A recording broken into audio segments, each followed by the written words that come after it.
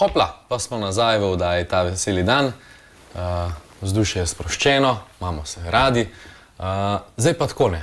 Jaz v življenju nisem ogromno držav obdelal, če bi temu lahko tako rekel.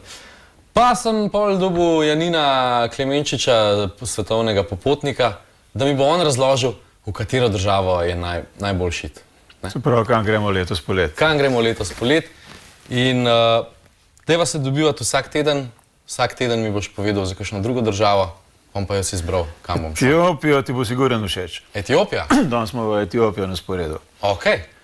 Jaz sem prvič v življenju bil v Afriki že pred davnimi leti, mislim, da je bilo leta 86, ampak v Etiopijo po dolg časa nisem prišel iz različnih razlogov. No, najprej sem šel vzhodno, potem v južnejšo Afriko in tako naprej. Po severni Afriki sem šel parkat. Etiopija me je pa nekako ostajala, no. Pa med drugim je zanimiva tudi zaradi tega, ker je bila to edina nekolonializirana država, čeprav je Mussolini za nekaj časa jih sicer zasedel, ampak tiste je bilo že v novejših časih, tik pred drugo svetovno vojno, tako da se ne šteje za klasično kolonialno državo. Pa še hitro je moral ven iti. Kaj te je sploh pritegnilo, da bi kaj šel?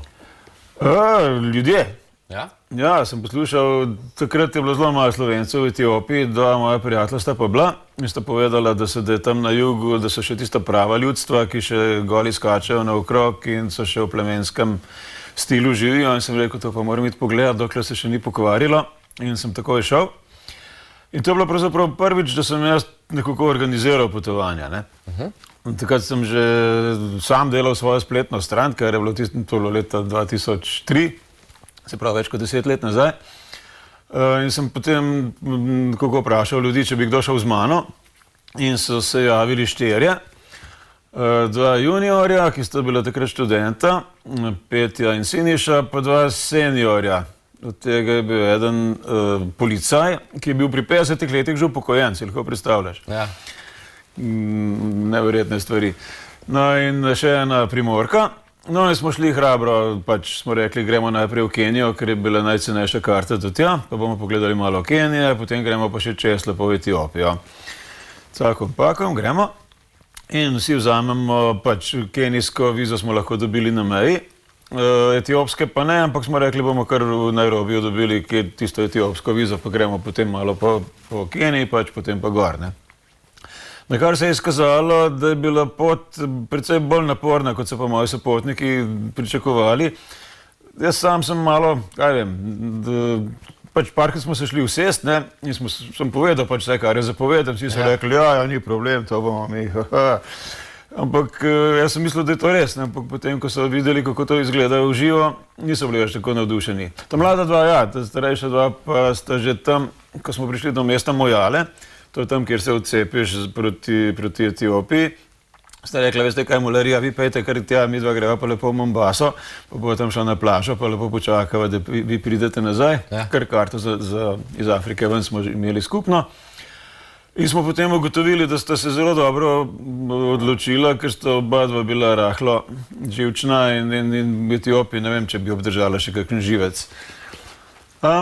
Od tega mesta Mojale do meje je treba s kamionom, ker pač drugega ni.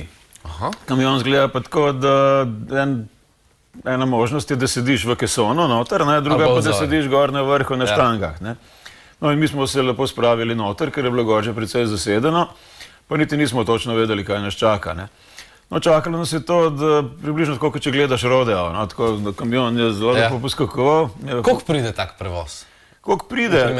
Tisti prevoz, zdaj ti karkoli ti zinem zdaj na pamet, se bom smislil, ampak po moje kakšnih $10 ali pa kaj takega, no. Za koliko kilometrov? Tam se bolj šteje po dnevih, kot pa po kilometrih. Ker je kilometrov par 100 sicer, ne, ni hudega, ne, ampak če bomo pogledali zemljevid, upam, da bom lahko še ob zemljevidu malo povedal, kako in kaj je to potekalo. Skratka, šli smo potem en dan smo porabili, zgodaj zjutraj smo štartali in smo popoldne že bili na meji, no. Poskakovalo je krepko, najbolj žalostno.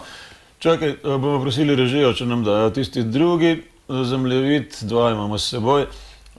Tole je nekje v sredini tistih rdečih črt, o čemer zdajle govorim. Tisti, ki se orientirajo, že vejo, kje je Kenija in kje je Etiopija. Etiopija je tista bolj zgoraj desno, tam, kjer so rdeče črte. Tistole rumeno, o tem bo danes nekaj še povedala. Kenija je pa država tik pod njo. In če pogledaš zdaj tisti zmešnjavo rdečih črt pred etiopsko mejo, Ja? tam smo šli večkrat od jezera Turkana proti vzhodu. Tista črta do meje je pa ta, o kateri zdaj pravkar govoriva. Potem je pa še ena druga črta, bolj desno, se pravi bolj vzhodno. Po tisti črti smo šli pa nazaj. Ja? Stvar je pa taka, ne. Tja grede imaš kamnito, se niti ni pot, niti ni cesta, niti nič, ampak enostavno je zemlja, po kateri se vozi, ne, večinoma kamnita. In tam te premetava kot ne vem kaj, ampak če imaš kaj, recimo, če kakšen fin porcelan ali kaj takega prevažaš, Ne bo zdržal. ne boš prinesel kaj dosti naprej. Tudi ti si precej pretresen, ko prideš nazaj. Tista desna pot